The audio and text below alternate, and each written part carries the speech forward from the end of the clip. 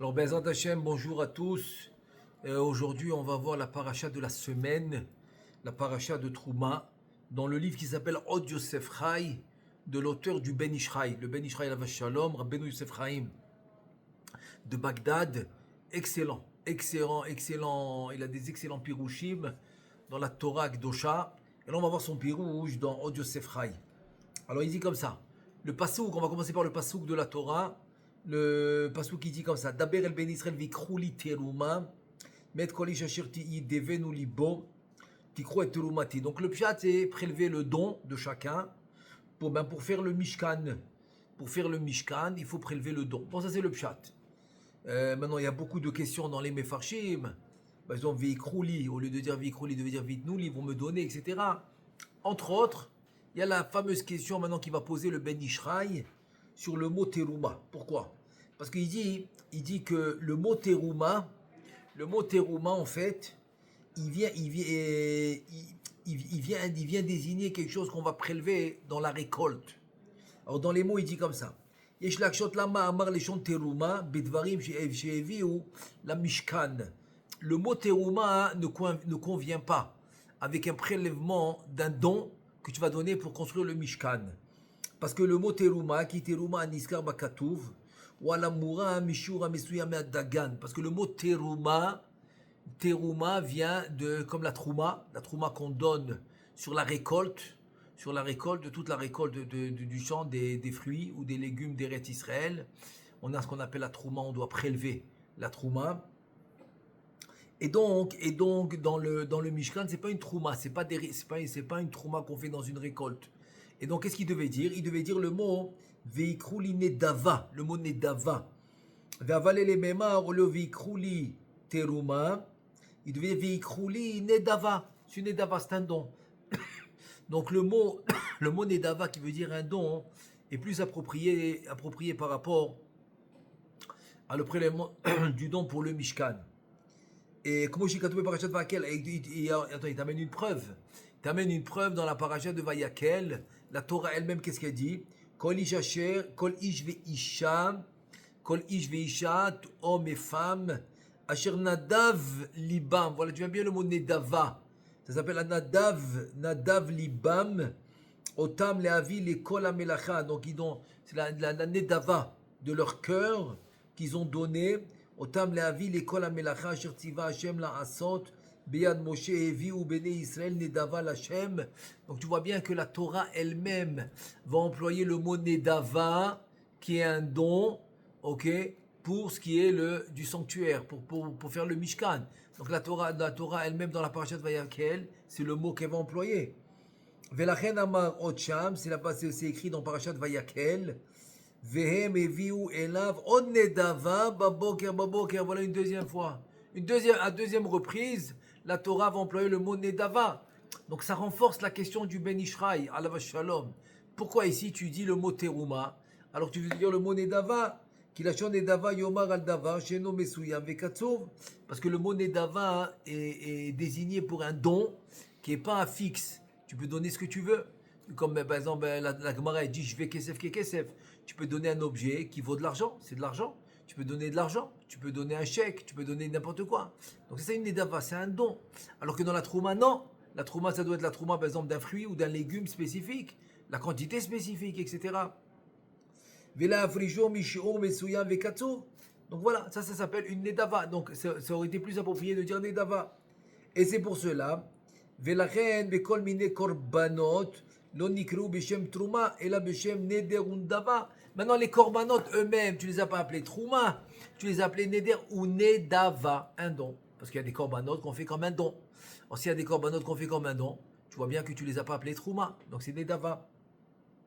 Et là maintenant la fameuse réponse qui va nous donner le Ben Ishraï alav shalom. Il dit comme ça, venir ali b'siata dishmaya, ramaz akatuv les filles d'arko kocha shel zdaka. Ici maintenant le pasouk. Le pasouk va nous enseigner un truc incroyable qui est la force de la tzedaka, la force de donner un don, de donner une tzedaka à quelqu'un qui en a besoin. Comme la Torah dit, la meilleure mitzvah c'est de vérifier qu'est-ce qu'il a besoin et lui donner selon ce qu'il a besoin. C'est ça la vraie tzedaka. Donc c'est quoi la force de la tzedaka?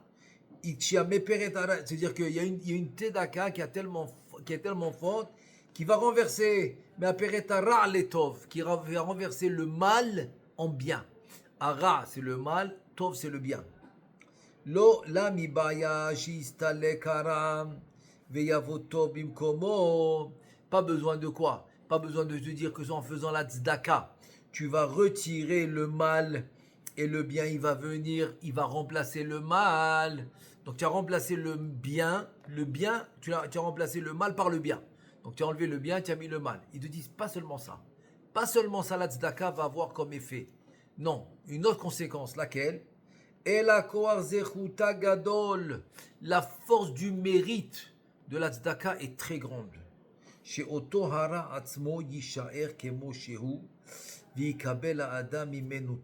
Incroyable. Que le mal lui-même devient bien. Le mal lui-même va devenir du bien. Un truc incroyable. C'est comme le passouk qui dit Et tsara hile Yaakov. C'est un moment de tsara. C'est un moment de mal. C'est un moment pas bien pour Yaakov, c'est Am Israël. Ou mimena yevashea. De ce mal, le bien va sortir. Incroyable. Incroyable. Comment c'est possible maintenant? Comment c'est possible que le bien, il y a beaucoup d'exemples. Beaucoup d'exemples. Mais avant de donner des exemples, on va voir le Ben Ishraï, alav shalom, il amène une histoire. D'après cette histoire, on va comprendre comment le mal lui-même peut devenir du bien. Alors le Ben Ishraï ramène une histoire. Maaseh Réhouven, quelqu'un qui s'appelle Réhouven, Shayahu Levado Mocher Yain Be'iro. Réhouven, il avait c'était le seul, comment on appelle ça, quelqu'un qui a le monopole. Il avait le monopole du vin dans sa ville. C'était le seul qui vendait du vin. Réhouven.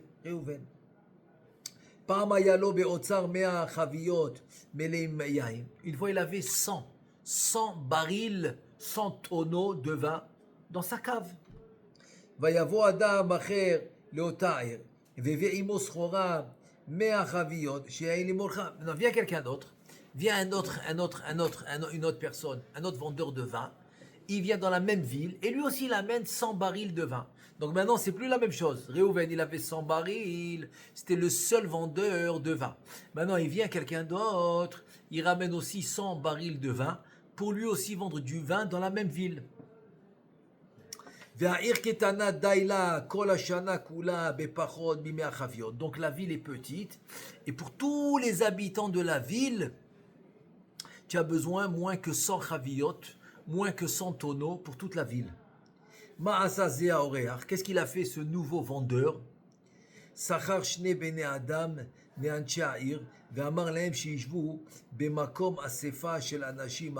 qu'il a fait? Il a loué, c'est-à-dire en 2 mots, il a pris 2 employés de cette ville. Il leur a dit d'aller dans un endroit où tous les gens de la ville se réunissent. Comme par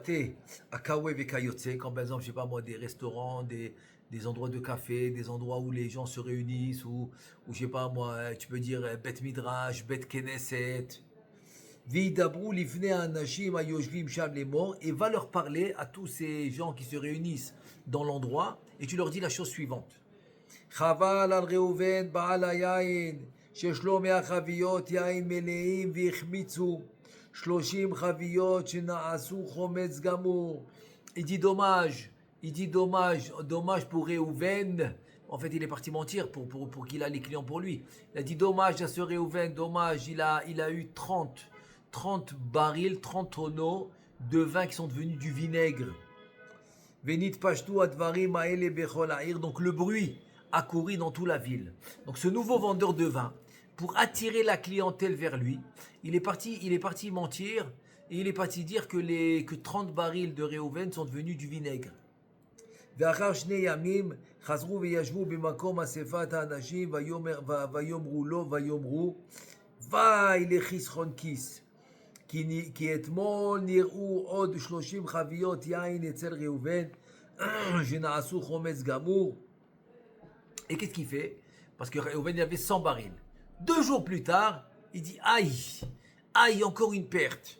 Voilà ce Réhouven, il a eu encore 30 tonneaux qui sont devenus du vinaigre. Et après encore 2 jours, ואחר שני ימים חזרו וישבו באותו מקום ואמרו אוי ויבואי על פלוני כי היום נודע שכל החביות הנשארים כולם החמיצו ואין בהם אפילו חבית אחת והם מדברים כן כאילו מצטערים והתפשטו הדברים בכל העיר. En deux mots, les employés de ce nouveau vendeur de vin, ils ont divisé ça en plusieurs jours.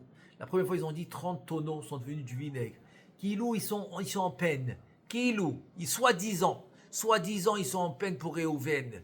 2 jours plus tard, il dit aïe, aïe, aïe, encore 30. Aïe, aïe, aïe, encore 30. Jusqu'à que finalement, en 6 jours, ils ont réussi à montrer que soi-disant, ils ont de la peine pour Réhouven et que tous les tonneaux de Réhouven, ils sont tous devenus du vinaigre et soi-disant, ils sont en peine. Et c'est comme ça que le bruit a couru dans toute la ville que le vin de Réhouven est devenu du vinaigre. Donc maintenant, c'est évident. C'est évident que celui qui veut du vin, il ira pas chez Réhouven. Et chez qui il va aller? Chez le nouveau vendeur. כי כל המון רבים קורא שהיין של ראובן החמיץ כולו, וכיוון שהדבר הזה יוצא מפי הכל, אנשים ונשים וטף, נעשה היין שלא חומץ, כי בארית כרותה לשפתיים. En 2 mots, puisque maintenant toute la ville a parlé de ça et tout le bruit s'est répandu, les hommes, les femmes, les enfants, tout le monde parlait de ça, que le vin de Réhouven est devenu du vinaigre. Et finalement, c'était pas vrai, c'était un mensonge. Finalement, le vin le vin de Réhouven est devenu du vinaigre. Incroyable. Ça s'appelle Kibrit Kruta Latzfataim.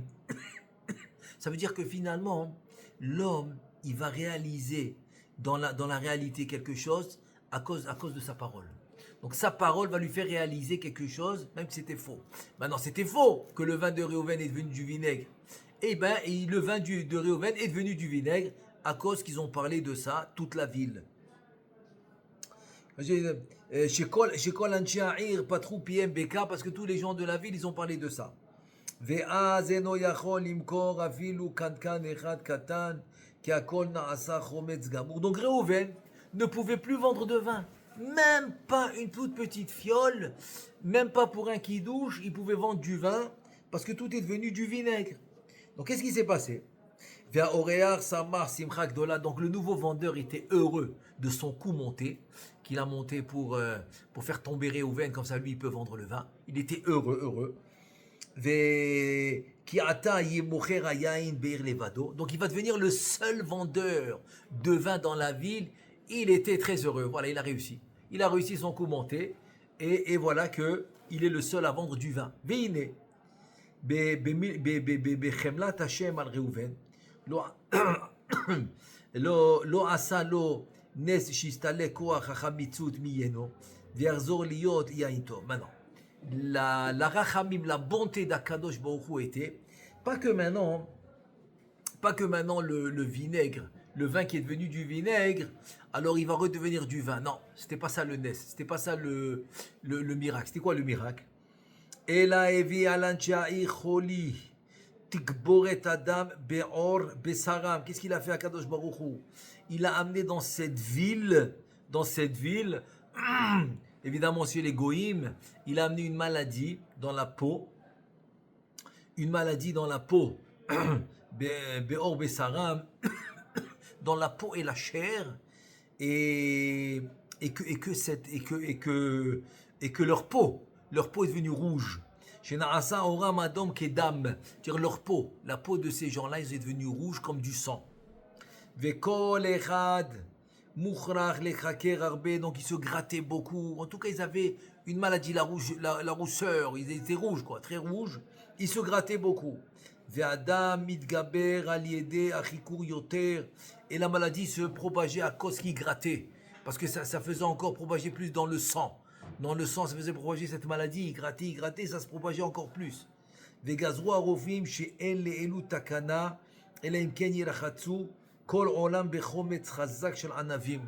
Et donc les docteurs, le seul remède qu'ils ont trouvé pour cette maladie, c'est qu'ils vont se laver le corps avec du vinaigre, mais pas du vinaigre synthétique. Non, avec du vrai vinaigre de vin. Avec du vrai vinaigre de vin qui vient des raisins. Donc c'est le vinaigre, le vrai vinaigre de vin qui vient des raisins.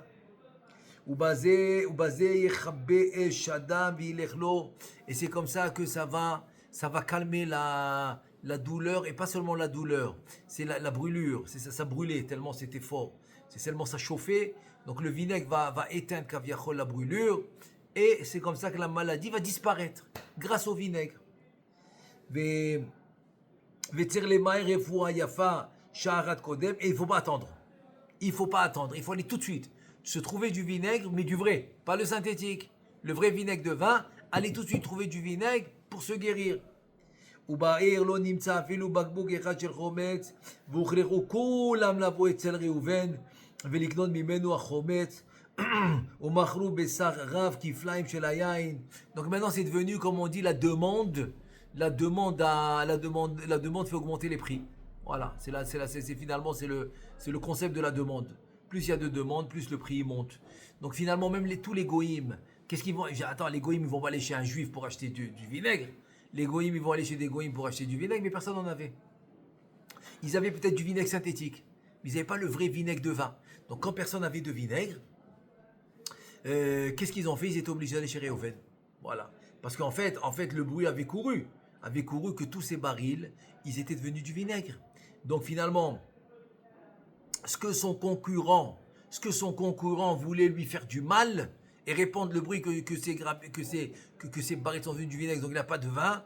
Donc finalement, il a vendu le vinaigre.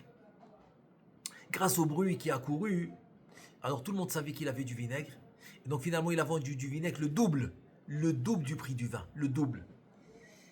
ונמצא כי הרע של החמיצות נשאר במקומו ולא נסתלק מאותו היין, ועם כל זה קיבל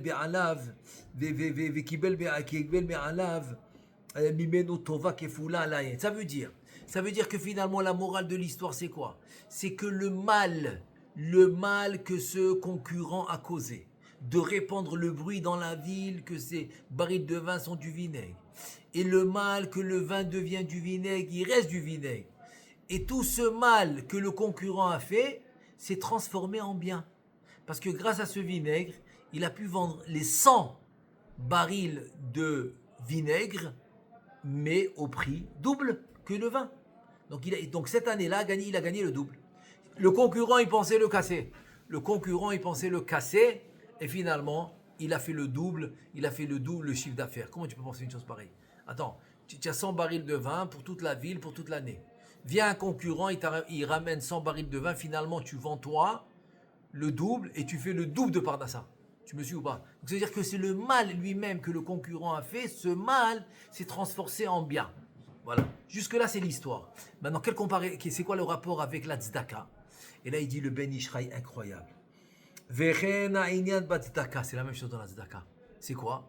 Il te dit Zechuta gadol shelo titztarer lesalek hara ulavi bimkomo tov ela yisher hara kemo sheu veyotze meno tov kemo shikatu. On voit le passouk dans Yirmiya Navi dans le chapitre 30, dans le passouk 17. Ça veut dire que la tzedaka, pas besoin d'enlever le mal et remplacer le mal par le bien. Non, le mal reste à sa place et ce mal devient du bien. Et où tu vois ça? Je vois ça dans le passouk. Le passouk dans Yirmiya Navi dit comme ça.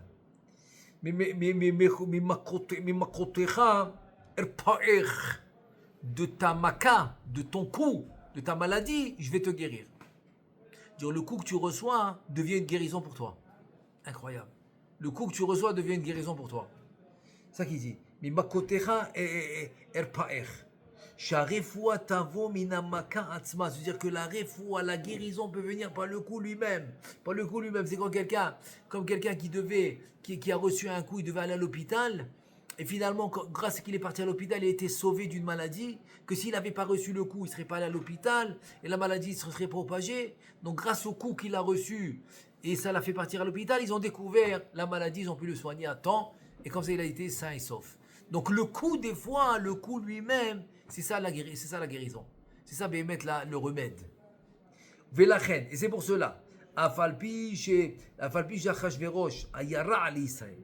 que Achashverosh, c'est bientôt pour lui, il était mauvais pour Am Israël. Comme on dit dans la Megillah, dans la Masechet, dans le traité de Megillah, dans la page 14, il dit Shaya sonné l'Israël, et donc il détestait le Ham Israël. Achashverosh, c'était un vrai ennemi de Ham Israël. Comme le Mashal, Baalatel ou Baalacharitz. C'est quoi Baalatel, Baalacharitz? En fait, il dit tu penses que c'est Haman. Tu penses que c'est Haman qui détestait les Juifs. C'est pas vrai. Achashverosh, il détestait autant que Haman les Juifs. Autant qu'Haman. Mais Achashverosh, il ne voulait pas prendre le risque. Parce que tout le monde savait que celui qui s'attrape et qui veut aller contre les Juifs, il se fait anéantir, comme ils ont vu dans l'histoire. Donc ils n'étaient pas bêtes ces rois-là. Ils ont vu dans l'histoire que celui qui attaque les Juifs, il se fait anéantir. Comme ça s'est passé avec Paro, comme ça s'est passé avec tous les rois qui les ont précédés. Ils ont vu qu'ils sont tous tombés quand ils voulaient attaquer le Ham Israël. Alors c'est pour ça là que Achashverosh ne faisait rien.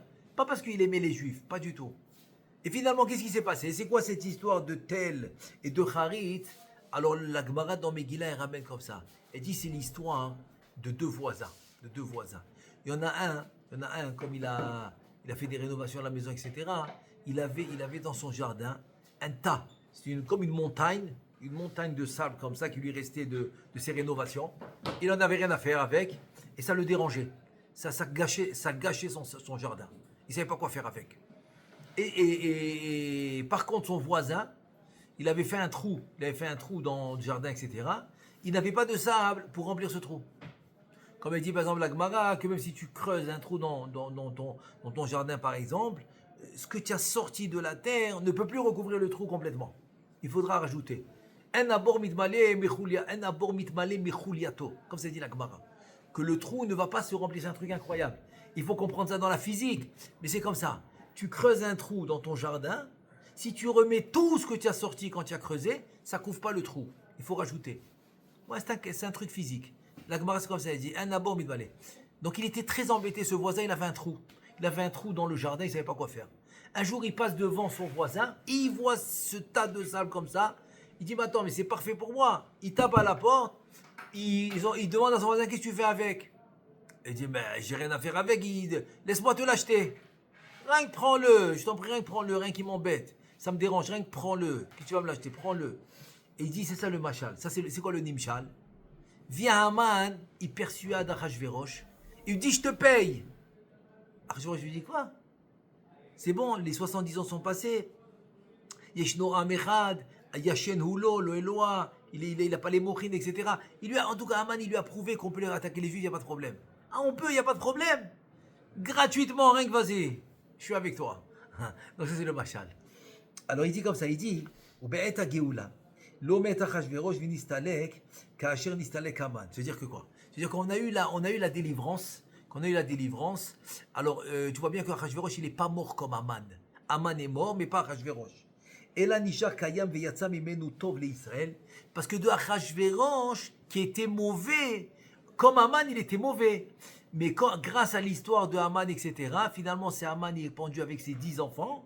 Et Achashverosh, il a fait du bien pour Am Israël. C'est lui qui a donné l'ordre de reconstruire le Beth Amikdash. C'est lui qui a enlevé toute la xéra, tout le décret, etc.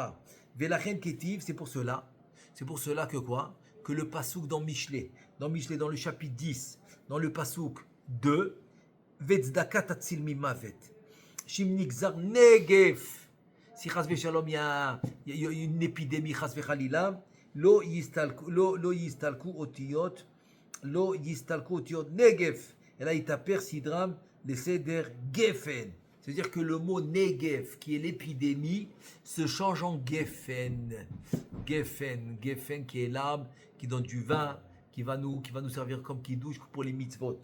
Des nimtza otiot nisharu rak tmurat seder Negev naza Gefen. C'est-à-dire que les lettres sont restées. C'est rien qu'on a interversé, on a changé le sens des lettres, c'est tout. Au lieu de dire Negev, qui est l'épidémie, on a dit Gefen, qui sont la vigne, qui est la vigne. La même chose avec la tzedaka. Tu as enlevé le danger du nega. Vetmurat zeder nega, yé oneg. C'est même lettre. Nega, oneg, c'est les mêmes lettres. Au lieu de nega, qui est le chas v'shalom, la plaie, la mauvaise chose, c'est le nega. Et donc ça devient oneg. Oneg, c'est le plaisir. Oneg, c'est la joie, c'est le plaisir. C'est les mêmes lettres. Deotiot Shavid. Vechen Bisrud Azdaka Yet Murat Seder Eres Seder Osher. Eres Radvé Shalom, c'est comme c'est comme le truc du serpent, quoi. Le truc du serpent, c'est le venin. Le venin. Les mêmes lettres, le venin, ça devient le riche. Ashir, Osher. Vetmuna Seder Devai, Seder Yod. Comme je Katouf Rabbeinu Arizal, dans le passouk de Tehillim, se dire que quoi? Ce Devai Barminat, c'est quelqu'un qui est à la fin. Qui est à la fin en phase finale. Par exemple, dans la maladie Chas v'Shalom, c'est la phase finale. Ça s'appelle Devai. Ar-Eres Devai, c'est le lit de la mort, quoi. Ar-Eres Devai, c'est la phase finale. Il te dit, ce mot Devai se transforme en Yud. Comme dit le pasuk Adonai Yis'adenu Ar-Eres Devai. V'kasher eveti devara bezem ben ishchai. Donc c'est quoi le Yud? C'est la vie, c'est la Chokhma. La Chokhma, c'est la Torah, c'est la vie. Deotiot shel Ara v'shel Atov Shavi. Tu veux dire, tu vois bien que c'est les mêmes lettres. C'est les mêmes lettres. Alors, Negev, c'est les mêmes lettres avec, on a dit avec Nega, pardon, Negev, on a dit avec Geffen, pardon, Negev. Le Nega avec Oneg.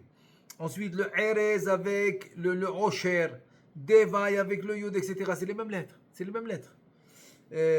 ורק הסדר שלהם יתהפך, ועל זה נאמר, ויהפוך אדוני אלוהיך עליך את הקללה לברכה. Voilà.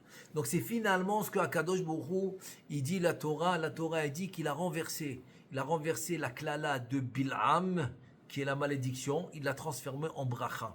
En bracha. ויהפוך אדוני אלוהיך עליך את הקללה לברכה, כי תמורת פועל הנזק יהיה פועל הטוב. C'est-à-dire que c'est les mêmes lettres. Mais au lieu que ça fonctionne dans le mal, ça va fonctionner dans le bien. ובזה מובן בסייעתא דשמיא מה שקרה כאן את הנדבה בשם תמורה. Maintenant voilà, maintenant on revient à la réponse de la question originale.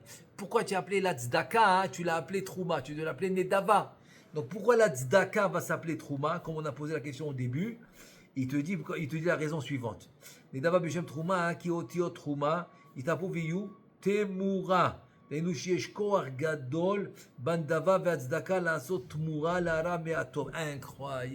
Le mot trouma est le même lettre que temura. Temura, c'est le contraire. C'est le contraire. C'est-à-dire te dire que la tzedaka va renverser le mal pour le bien. Il fait exactement la péoula, tmura. Tmura, c'est au lieu. Au lieu de ça, tu fais ça. C'est un contraire. Pas vraiment contraire, mais en deux mots, c'est que tu changes. Comme dans le korban, on dit tmura. Tmura, c'est changer un korban pour un autre. Ok? Donc là, tzedaka, la Torah va l'appeler trouma. Trouma qui veut dire tmura, qui va changer le mal pour le bien. C'est ça qu'il dit, tmura. דהיינו שיש כוח גדול בין דבר צדקה לעשות תמורה להרע והטוב, ושיהיה מנגע עונג, מערש דווי, יהיה עושר יוד, ומין נגב יהיה גפן. Donc tu vois que quoi? Que finalement la Torah va te dire que la tzedaka, elle s'appelle trouma. Trouma, c'est les mêmes lettres que temura. Tu peux changer, voilà. Tmura, c'est changer ça pour ça, échanger, voilà. C'est le vrai mot, Le vrai mot, ça que je cherchais, c'est échanger. Comme dans le korban qu'on veut échanger. Bon, la Torah là-bas dans le korban, elle dit que les deux, ils vont être kodesh, ils vont être korban.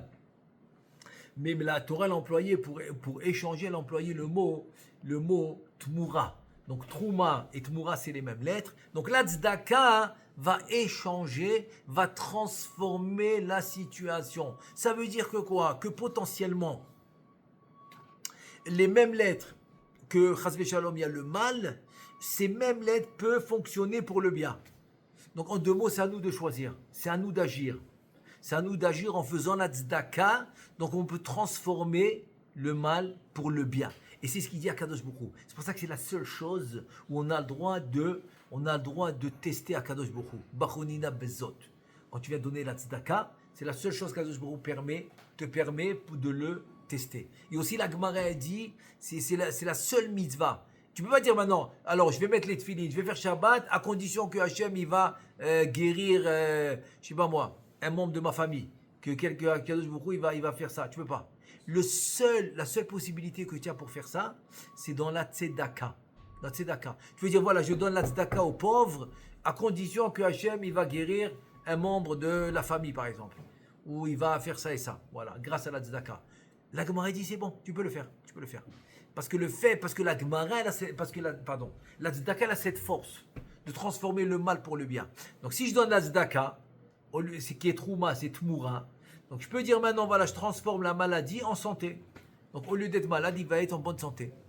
Tu vois comment c'est la seule mitzvah, parce que cette mitzvah de tzedaka, enfin, va transformer la situation. C'est incroyable. Très, très, très, très beau chidouche. Très, très beau chidouche du Ben Ishraï. Et c'est juste maintenant pour finir avec une histoire incroyable de Rabbi Akiva avec sa fille. Rabbi Akiva s'appelle Chozim Bar Kochavim. Ceux qui voient dans les astres et dans les étoiles, ils lui ont dit que le jour du mariage de sa fille va mourir. Alors il était très inquiet. Rabbi Akiva était très inquiet, mais bon, il n'a rien dit à sa fille, qui ne va pas l'empêcher de se marier. Donc il n'a rien dit, mais il était inquiet. Et voilà, Baruch Hashem, le mariage arrive, Beshar Tovon Mutzlachat, Kol Sasson Vekol Simcha, ils font la choupa, ils font tout. Le lendemain matin, Rabbi Akiva, à la première heure, il tape à la porte de sa fille. Et voilà que sa fille lui ouvre la porte. Tiens, tout va bien? Oui, papa, qu'est-ce qu'il y a? Elle ne comprenait pas ce qu'il voulait. Et là, Rabbi Akiva, il lui dit, écoute, maintenant je te raconte, je voulais jamais te le dire, parce que je voulais pas t'empêcher de te marier. Mais maintenant que Baruch Hashem, la Xéra est passée, que tu es en bonne santé, raconte-moi ce que tu as fait. Je veux juste savoir comment tu as été sauvé. Après qu'il a tout raconté à sa fille, elle a dit non, mais rien. Après, elle s'est rappelée. Elle s'est rappelée qu'à un certain moment, pendant la soirée du mariage, voilà un pauvre qui rentre dans la salle et vite, qu'est-ce qu'elle a fait? Elle s'est précipitée, la fille de Rabbi Akiva, la Kala. Elle a pris son plat, elle, personnel, son plat, qui était pour la Kala. Elle l'a amené au pauvre, elle a dit, s'il te plaît, assis-toi à manger. Et il était très content, le pauvre, parce qu'il avait très faim. Et donc, il a mangé, il était très heureux. Et là, Rabbi Akiva a dit, Tzedaka tatzil mimavet. La Tzedaka, elle va sauver de la mort. Et là, il a embrassé sa fille, il était très content que Baruch Hashem, elle a pu faire cette mitzvah. Donc, qu'est-ce que tu as vu maintenant? Tu as vu que la tzedaka, elle a renversé la xéra. Le décret de la mort, elle a rendu la vie. La mort, ouais, le décret de la mort, elle a rendu la vie. Ah, tu me demandes comment elle a été sauvée? Alors là-bas, la Gemara, elle raconte que le soir, quand elle est rentrée avec son khatan à la maison, donc elle avait une barrette sur les cheveux pour attraper les cheveux. Donc elle a enlevé sa barrette pour se mettre au lit et elle a rentré la barrette. C'est pas comme les murs qu'on a aujourd'hui. Les murs qu'ils avaient avant, c'était des pierres, il y avait des trous, des trous entre les pierres. Elle rentre la barrette dans le trou jusqu'au matin. Comme ça, le matin, elle reprend sa barrette du mur. Et voilà que là-bas, il y avait un serpent. Donc sans faire exprès, et en fait c'était Mishamaï pour la sauver, elle a rentré sa barrette dans la tête du serpent, elle l'a tué. Et c'est comme ça qu'elle a su qu'elle a tué le serpent qui devait, chasvé shalom, la tuer. Et c'est comme ça que tu vois que voilà encore une fois que la tzedaka, elle a renversé la vie, la mort pour la vie. Au lieu de chasvé shalom mavet, elle a fait chaim. C'est ça la trouma. Tu as vu du mot tmoura. Tmoura, c'est un échange. Je vais changer la situation. Grâce à la tzedaka, je pourrai changer la situation. En Bezrat Hashem, qu'on puisse faire la tzedaka, les shem shamaim, comme ça on pourra toujours changer la situation de mal en bien. Les chaim tovim ul shalom. Amen ve amen.